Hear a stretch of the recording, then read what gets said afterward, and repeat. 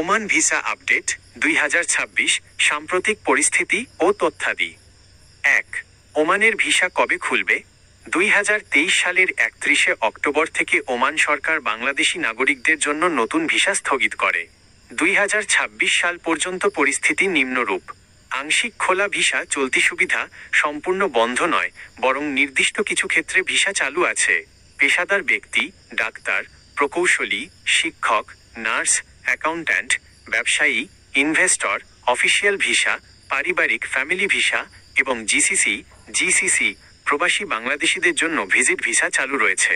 কৃষি শ্রমিক visa: Oman সরকার বাংলাদেশ থেকে নির্দিষ্ট কোটায় প্রায় 5000 জন কৃষি শ্রমিক বা ফার্ম লেবার নেওয়ার অনুমোদন দিয়েছে।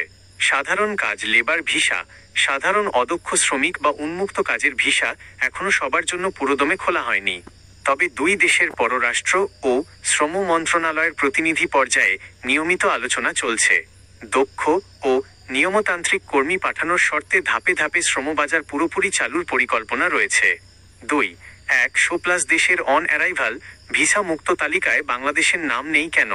ওমান সরকার পর্যটন প্রসারে প্রায় 103টি দেশের নাগরিকদের জন্য 14 দিনের বিনামূল্যে ভিসামুক্ত ভিসা ফ্রি এন্ট্রি ভ্রমণের সুবিধা দিয়েছে।